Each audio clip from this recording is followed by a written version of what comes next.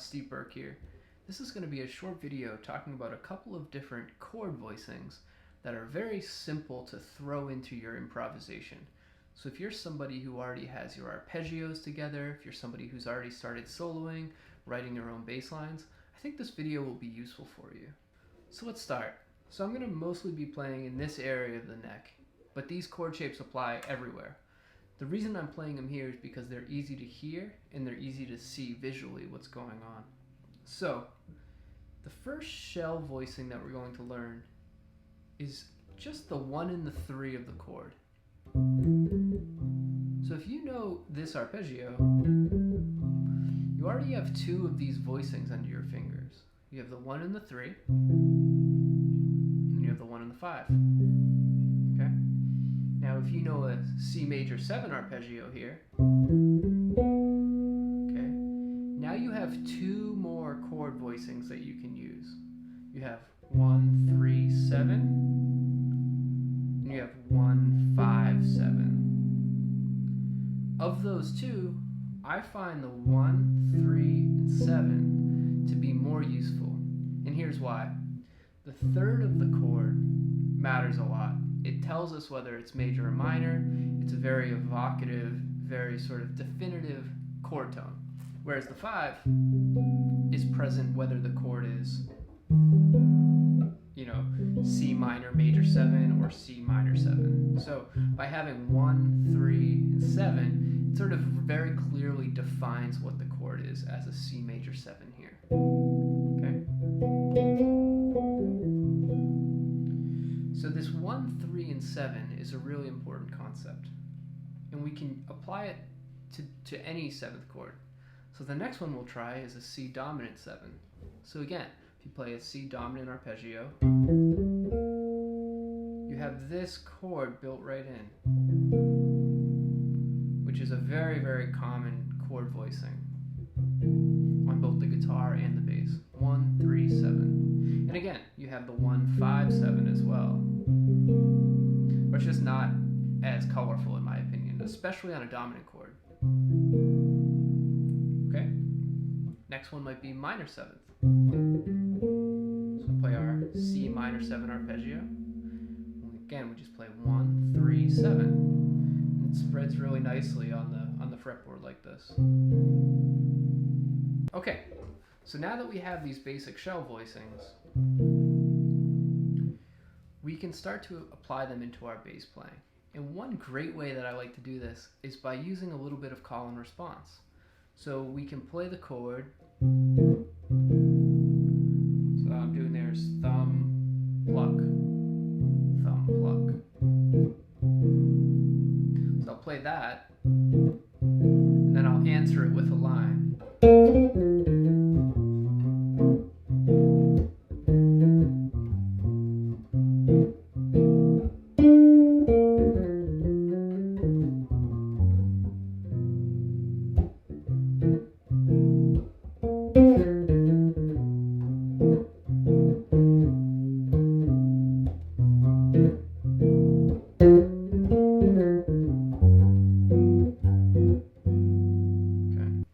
The next thing that you can try doing is using the chord to harmonize your line.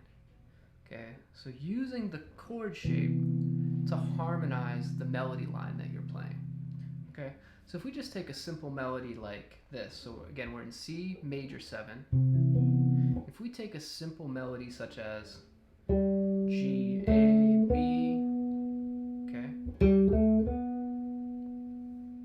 Sometimes what I like to do is I'll play the melody, and then when I arrive at my target note, in this case B, I'll harmonize just that note. So that might, in context, that might sound like this.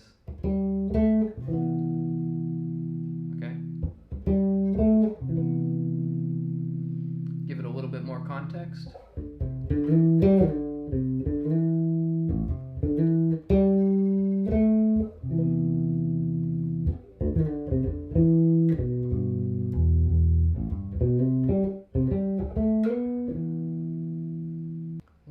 Thing about using these in your bass playing is that oftentimes when we play a solo on the bass, be it in jazz or in rock or in funk, the accompaniment sort of drops off. we don't have a bass player playing underneath us typically. And furthermore, the piano player can very easily stomp on our toes by playing a lot of comping underneath us, or a guitar player can easily take up the full space if they're comping. So oftentimes what you find is that you're in a context where it kind of strips down to just the bass and the drums, maybe a little bit of color from some of these chordal instruments. Because of that, your solo can sound a little bit thin if you're just playing single note lines. So it can be a really useful thing to be able to sort of stab in these chords just like a guitar player might underneath their own solo, to sort of articulate what's going on in the harmony. So to demonstrate that, we're going to take a 2-5-1 in the key of C major. So that would be D minor, G7, C major 7. Okay? And what I'm going to try to do is I'm going to try to play a line and then harmonize it using some of these simple shell voicings. And you'll notice I'm not always doing the full 1, 3, 7. It's pretty effective to just play 1 in the 3 or 1 in the 5 and even the 3 in the 5. Okay, so in the key of D, play the 3 in the 5. And what I'm looking for here is I'm looking for opportunities within my line to play some harmonizing notes underneath it, okay, using these chords.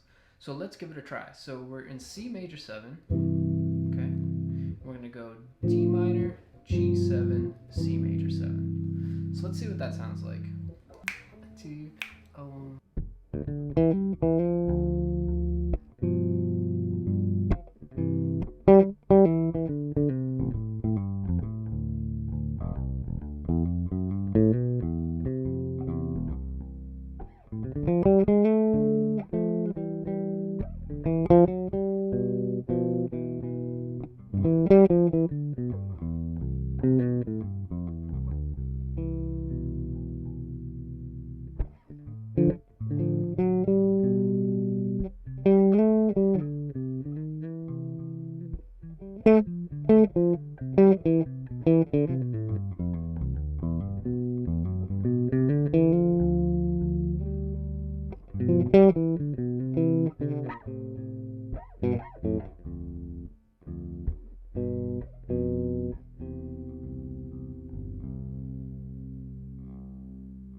So before we go, I just want to give you a quick exercise that you can use to develop this idea. So the exercise goes like this. What you're going to do is you're going to play a short melody, and whatever note you land on, try to think, where is the root? So this first example, I'll play a melody that goes 1, 2, 3, 5. And 5 is my target note, and I'm in the key of C.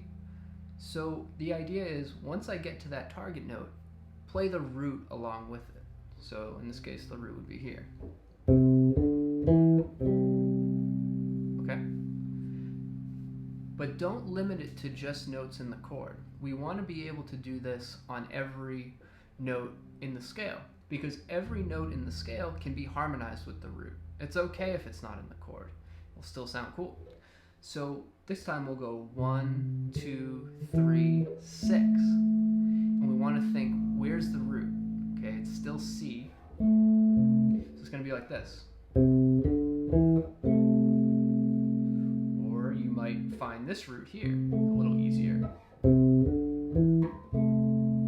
Okay. That one's probably not available. Okay. Now we'll try a new line. We'll go 3, 5, 7. Another quick exercise I'll give you is to play the root in between every note in the scale. So what this is going to sound like is 1, 2, 1, 3. Okay, so I'm playing the root and then a double stop, a chord of 1 and 2.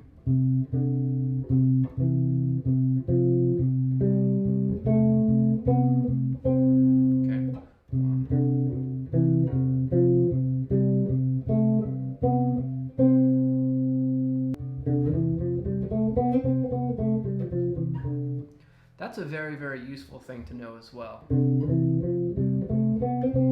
Just to play each of these double stops without having to move your finger.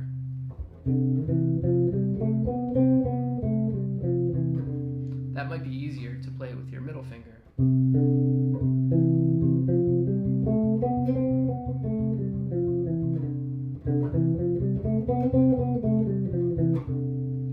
Again, it's a pretty basic idea. It's just the major scale with the root underneath it.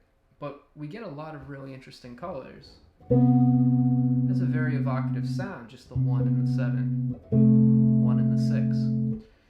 And again, the idea is you can play a melody and grab the root underneath it. Okay. And if you practice this enough and you can start to visualize where everything is in relation to other things, you can start to incorporate some of these other shapes into it as well. So I know that when I play the 7, I have this beautiful shell voicing right underneath it.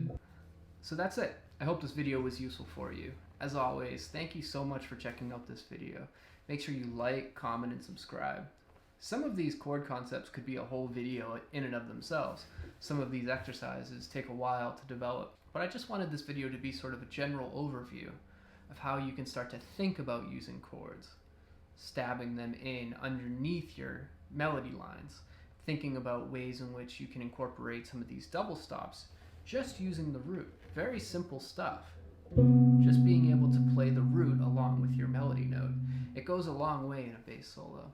So again, if this video was useful for you, please let me know in the comments. I'd love to know what you think, and I'll see you in the next one. Thanks a lot.